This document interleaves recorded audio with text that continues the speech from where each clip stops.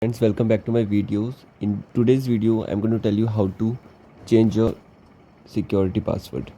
So first of all, go to setting and then go to biometrics and security, and then click on face recognition, or you can select fingerprints.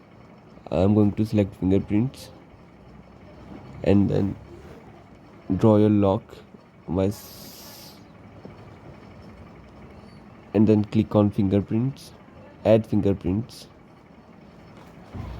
and then you can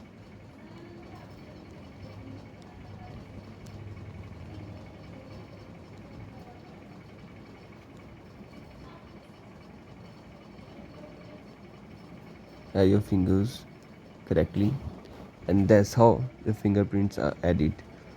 So thank you for watching my video and have a nice day.